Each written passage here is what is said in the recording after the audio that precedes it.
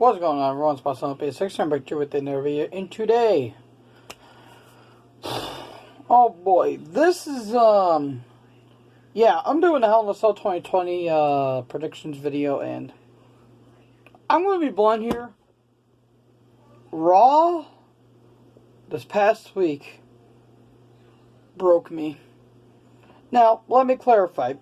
And I was in a chat with a lot of people, and they say all I do is complain and whine about, oh, how wrestling sucks and don't watch it.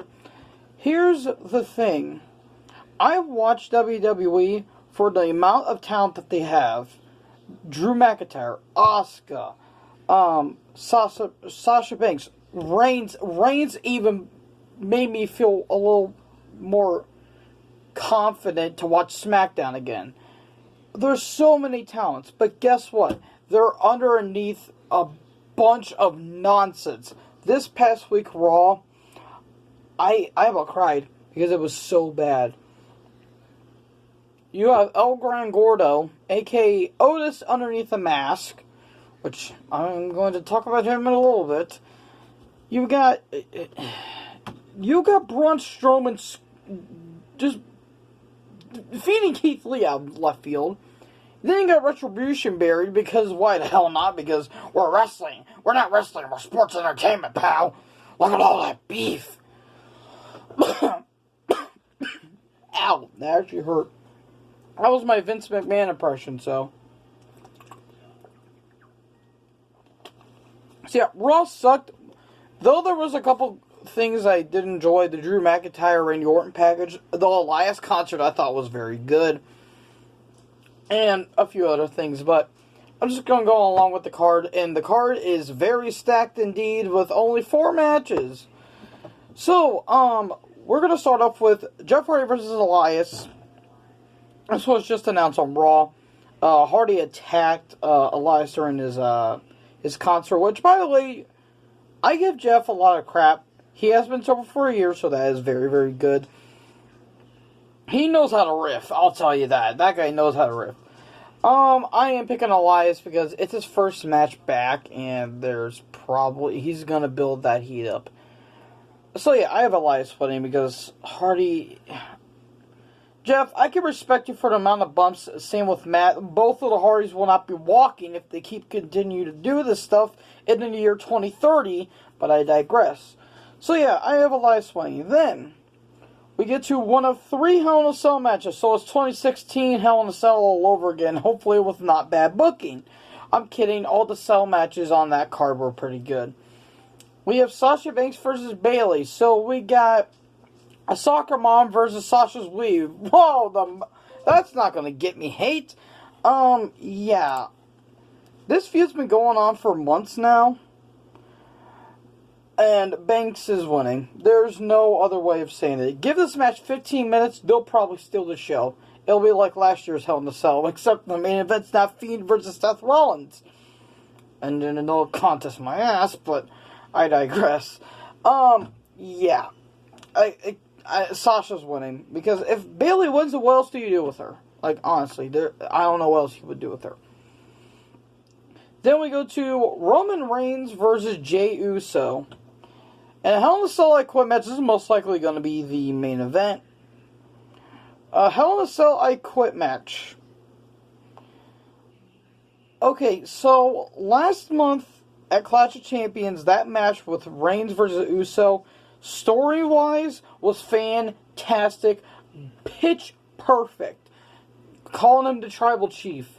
Doing the history and all the combined elements and pieces, just full on, just human centipede them together, and why not? Now, this is probably going to be a brutal match to watch, because Reigns is basically going to kill Jey, and Reigns is obviously winning.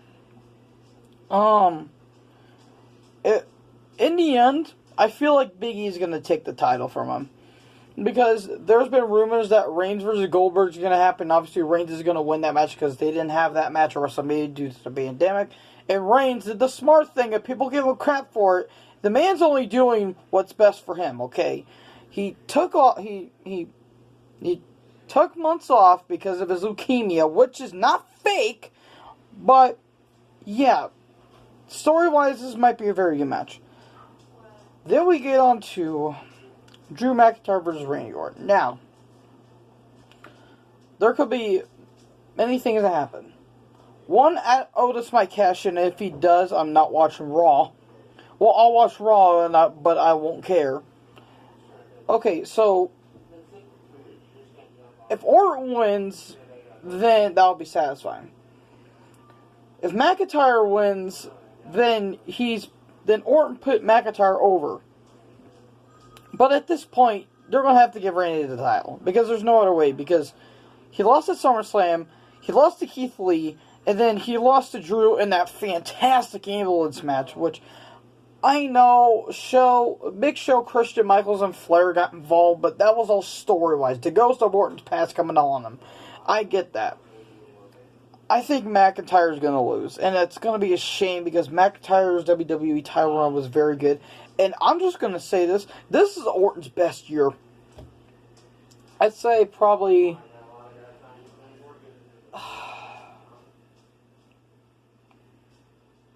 I don't know when Orton's last good run was. Maybe 2012, 2011. I mean, his 2013 run wasn't terrible, but... Like, of the past decade, this has been Orton's best match. And or best year, I should say. People are like, well, he lost all the time, and yada yada. Okay, we're taking that out of the aspect. His feud with Edge was great. Fantastic. They could have stretched it a little bit longer, but I see why they did it. The WrestleMania match, went on too long, but it was fine for what it was. Backlash match was awesome. Then the stuff with Big Show, Christian, and Flair, taking out the legends, masterful. Then his thing with Michaels, that was good, even though Shawn doesn't know how to sell a punt, but I digress. His feud with McIntyre's been good. He put over Keith Lee with a little short feud, amazing. This is Orton's best year, and he's going to win the WWE title, even though I don't really want that to happen.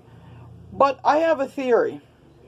Since Edge was taken out and Orton punted him, Edge comes back, and McIntyre doesn't successfully retain the title, maybe it'll be Edge versus Orton for a WWE Championship. Now, we don't really want to see that in 2020, or 2021 to be exact, but that will probably be what happens, because I think Edge may be coming back maybe around when the Rumble happens, or maybe when TLC, or maybe around Survivor Series. But, that pectoral, I think it was his tricep, I think. Yeah, that looked pretty bad, even though that I look at it like a few times, but yeah, I think Orton's winning. So, those are my predictions for Hell in a Cell. I'm probably going to do another video ranking my favorite Hell in a Cell matches, and oh boy, there's been some that I really enjoy. So, keep a lookout on that. So, with that out of the way, I'm Boss Up 86. There's things flying everywhere, and I'll talk to you all on the next video, and make sure to wear a mask, or COVID will kick your ass. I'll see ya.